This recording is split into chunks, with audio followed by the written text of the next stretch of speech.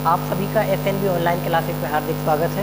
मैं आपके साथ जुड़ रहा हूँ आज अपने संस्कृत विषय के अंतर्गत आज के अपने नए टॉपिक के साथ। आज का हमारा जो टॉपिक है वह है दीर्घ स्वर संधि के आगे के उदाहरण। हम चूँकि संधियों की चर्चा कर रहे हैं, संधियों की चर्चा करते समय हम दीर्घ स्वर संधि तक पहुँचे हैं।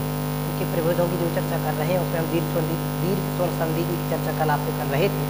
आइए उसी के आगे आज हम फिर से आपसे जुड़ रहे हैं। दीर्घ स्वर संधि के कुछ उदाहरण यहाँ पर हमने लिखे हुए हैं, आप इनको क्रमशः देख सकते हैं। हमने इसके बारे में आप सभी के लिए बताया था कि जब आपस में एक समान स्वर मिलते हैं तब जाके दीर्घ स्वर संधि होती है। असमान स्वरों की यहाँ पर चर्चा नहीं है, तो यहाँ स्वरों की समानता जहाँ पर भी होगी वहाँ नियम से दीर्घ स्वर संधि होगी।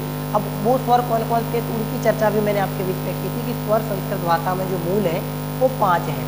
आ, ई, उ, री और ली, ये 5 मूल स्वर हैं। ये 5 मूल स्वर आपस में जब कभी समान स्वर आपस में मिलते हैं तो वहाँ पर नियम से दीर्घ स्वर संधि होती है। कल हम आ स्वर की चर्चा आपके बीच में कर चुके थे, आज हम ई, उ, री और ली की चर्चा आपके बीच में करेंगे। आइए देखते हैं अपना प्रथम आज का उदाहरण ई प्लस ई बराबर ई।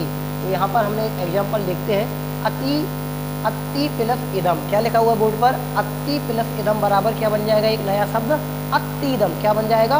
अतिदम। अब हमने यहाँ कंडीशन क्या रखी? यहाँ भी छोटा ई है, यहाँ भी छोटा ई है। तो क्या जब दो आपस में छोटे स्वर ह्रस्व स्वर मिलते हैं तो ह्रस्व स्वरों के मेल से एक नया दीर्घ स्वर उत्पन्न हो जाता है। ओके, तो यहाँ पर आप देख सकते हैं अति, तो ती में कौन सी मात्रा है? ई, तो ये छोटी मात्रा है और इधर भी छोटी ई है। जब दोनों ह्रस्व स्वर मिलेंगे तो यहाँ पर अतिदम ये दीर्घ स्वर हो गया। बराबर, इस प्रकार से हमने इसको देखा। नेक्स्ट है ई प्लस ई बराबर, तो भी क्या बनेगा? ई, एक छोटा ई हो, ह्रस्व ई और दीर्घ ई, मतलब छोटा ई और बड़ा ई, तब भी क्या बनेगा? बड़ा ई ही बनेगा, दीर्घ ई ही बनेगा। तो यहाँ पर आप स्मरण रख लें, हरि प्लस ईसा बराबर हरीसा। यहाँ छोटी ई है, इधर बड़ी ई है, क्या बन गया? हरीसा। इसी प्रकार से नेक्स्ट है ई प्लस ई बराबर ई। तो यहाँ पर भी वही कंडीशन है, यहाँ एग्जाम्पल लिखा हुआ मही प्लस इंद्र बराबर महेंद्रा। ये पूरे नियम है, आप इनको स्मरण में रखेंगे तो आपको संधियों में कहीं से कोई दिक्कत नहीं होगी। बस स्वर संधि के दीर्घ स्वर संधि को स्मरण रखने का तरीका क्या है कि आपस में एक जैसे स्वर मिलेंगे, चाहे दीर्घ हो या ह्रस्व हो, लेकिन यदि एक जैसे हैं तो वो नियम से दीर्घ रूप को प्राप्त हो जाता है, दीर्घ स्वर के रूप में परिवर्तित हो जाता है और वहाँ उसका प्रायोगिक रूप देखने में अपने को इस तरह से आते हैं।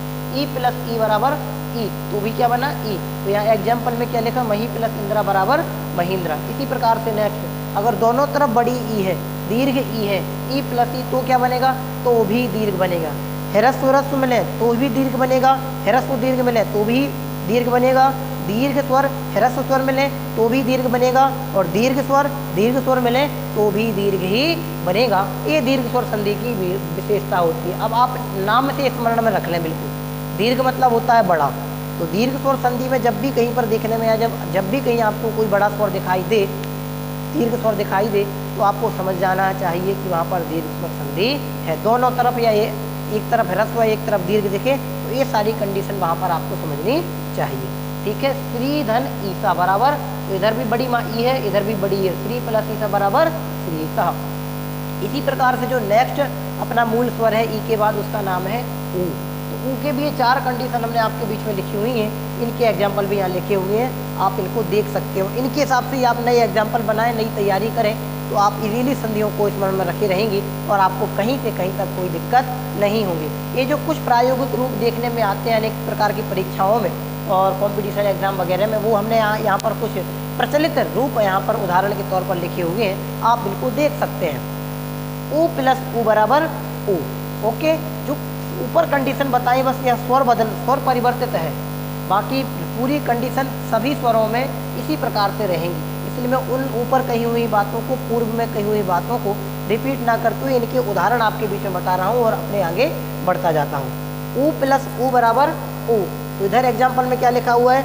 विष्णु प्लस उदया बराबर विष्णुदया। अभी क्यों हुआ? क्योंकि यहाँ पर भी छोटा ऊ है, इधर भी छोटा ऊ है, छोटा अर्थात ह्रस्व ऊ। तो दो ह्रस्व ऊ आपस में जब मिलते हैं तो एक दीर्घ ऊ हो जाता है। ओके, दीर्घ ऊ होने के उपरांत यहाँ पर अपन को क्या नवीनतम रूप दिखाई दिया कि यहाँ पर विष्णु प्लस उदय लिखा हुआ था। तो यहाँ पर भी ह्रस्व क्या था? ह्रस्व ऊ था। यहाँ पर भी ह्रस्व ऊ था। तो जब दो आपस में ह्रस्व ऊ मिले तो क्या बन गया, दीर्घ ऊ बन गया, और यहाँ पर मात्रा के रूप में हमें वह दिखाई दे रहा है। विष्णु प्लस उदया बराबर विष्णु उदया। ओके, ऐसे ही नेक्स्ट ऊ प्लस ऊ, एक तरफ ह्रस्व हो और एक तरफ दीर्घ हो तो कौन सी कंडीशन बनती है, तो भी दीर्घ कंडीशन ही बनती है। परिस्थिति एक जैसी ही बनेगी, चाहे ह्रस्व हो या दीर्घ हो। जब समान स्वर मिलेंगे तो दीर्घ स्वर ही का ही रूप वह ले लेंगे। यहाँ पर क्या लिखा, भानु प्लस ऊष्मा बराबर भानुष्मा। इसी प्रकार से ऊ प्लस ऊ बराबर ऊ, बधू प्लस उत्साह बराबर बधूत्साह। क्या लिखा है, बधू प्लस ऊ, ऊ प्लस ऊ बराबर ऊ। तो एग्जाम्पल में क्या लिखा, बधू प्लस उत्साह बराबर बधूत्साह। क्या लिखा है, बधूत्साह। इसी प्रकार से जब दीर्घ ऊ मिलेंगे दोनों तरफ तो क्या होगा, तो भी दीर्घ ऊ ही बनेगा, बधू प्लस ऊहा बराबर बधुआ।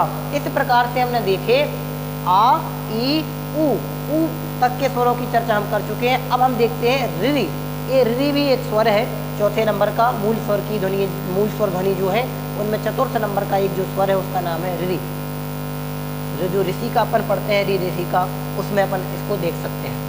ऋ प्लस ऋ, वो सारी कंडीशन जैसे अपन ऊपर पढ़ के आए हैं कि ह्रस्व मिले या दीर्घ मिले, दीर्घ ह्रस्व मिले या ह्रस्व मिले या दीर्घ दीर्घ मिले, तो वो बनते क्या है, दीर्घ ही बनते हैं। इसके भी हमने ये चारों प्रायोगिक रूप आपके बीच में लिखे हुए हैं। ऋ प्लस ऋ बराबर ऋ, पितृ प्लस ऋणम बराबर पितृणम, होत्री प्लस ऋकारा बराबर होत्रिकारा। ये इसकी कंडीशन है। त्रि प्लस ऋकारा बराबर त्रिकारा, मातृ प्लस ऋणम बराबर मातृ ऋणम। इस प्रकार से री का भी उदाहरण हमने देखा है। री एक ऐसा मूल स्वर है जिसका कोई दीर्घ रूप नहीं होता है। दीर्घ रूप नहीं होता है मतलब यह ही दीर्घ है, यह ही ह्रस्व है, इसका एक ही रूप रहता है। इसलिए अपन को यहाँ पर हमने एक ही उदाहरण लिखा है, काफ़ी उदाहरण है। लरी प्लस लरी जब आपस में मिलेंगे तो लरी ही बनेगा, यह ही इसका दीर्घ है, यही इसका ह्रस्व है। तो यह अपरिवर्तनीय है, इसका प्रायोगिक रूप हमेशा इसी रूप में अपने को दिखाई देता है। इसलिए यहाँ पर क्या लिखा हुआ है, लरी प्लस लिकारा बराबर लिकारा। ओके, ऐसे ही तवल्ली प्लस लिकारा बराबर तवल्लिकारा। इस प्रकार से इसके रूप देखने में आते हैं। ये दीर्घ स्वर संधि से संबंधित जो 5 मूल स्वर हैं, आ ई उ री, इन 5 स्वरों के जब ह्रस्व या दीर्घ रूप करके आपस में वो मिलते हैं समान स्वर आपस में, तो वहाँ पर जाके नियम से दीर्घ स्वर संधि होती है। हमने दीर्घ स्वर संधि के अंतर्गत आज कुछ जो उसके शेष उदाहरण थे उनके बारे में यहाँ एक एक उदाहरण के माध्यम से आपके साथ जुड़ करके चर्चा की है।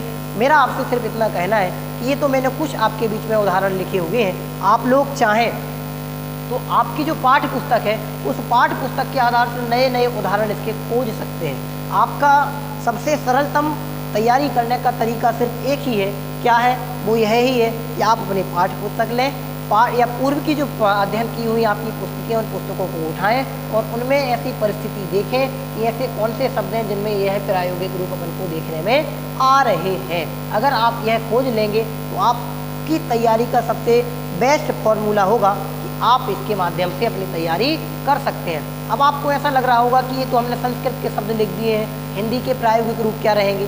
तो आपको यहाँ स्मरण होना चाहिए कि हमने ये संस्कृत की मुख्यता से आपके बीच में शब्द लिखे हैं। चूँकि अपन संस्कृत व्याकरण की चर्चा यहाँ पर कर रहे हैं, इसलिए संस्कृत व्याकरण के कुछ शब्द हमने आपके बीच में लिखे हुए हैं। लेकिन ये प्रायोगिक रूप आप इनके हिंदी में भी इसी प्रकार से आप देख सकते हैं। हिंदी में भी कुछ इसी प्रकार के शब्द आपको मिलेंगे। अनुस्वार विसर्ग आदि का आपको वहाँ पर थोड़ा प्रयोग देखने में नहीं आता है, चूँकि इनका प्रयोग संस्कृत भाषा में ही अधिकांशतः होता है, मूलतः होता है। इसलिए आपको यह स्मरण रखना चाहिए कि मूल परिस्थितियां संधियों को पहचानने की ये है। अगर आपको यह स्मरण में रहते हैं तो आप संधियां इजीली पहचान जाएंगे, आपको कोई कठिन रूप भाषित नहीं होगा।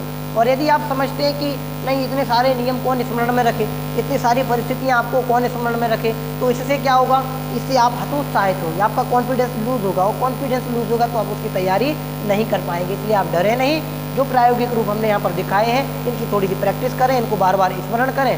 आप इनके जो शॉर्ट फार्मूला हमने यहाँ पर लिखे हुए हैं उनको अपनी नोटबुक में लिख लें और इनके माध्यम से नए नए उदाहरण ढूंढें, तो आप माने 101% आप दीर्घ स्वर संधि और ऐसी अनेक जितनी भी संधि हम अभी पढ़ेंगे सबके भेद प्रभेद उन सबको इजीली आप समझ जाएंगे। इस प्रकार से आज हमने आप सभी के साथ जुड़ करके स्वर संधि का जो प्रमुख पहला भेद है उसका नाम है दीर्घ स्वर संधि। दीर्घ स्वर संधि की चर्चा मैंने आप सभी के बीच आज की है। यह उसके कुछ प्रायोगिक रूप हमने यहाँ पर दिखाए हैं। आप इनके माध्यम से तैयारी करें, नए नए उदाहरण देखें और यदि कोई डाउट्स हो तो आप अपनी नोटबुक में लिख लें और हम तक विद्यालय आकर के पूछें तो निश्चित ही हम आपकी शंकाओं का समाधान करेंगे। तब तक के लिए आपके लिए धन्यवाद। Best of luck. जय हिंद, जय भारत, जय तु भारतम, जय तु।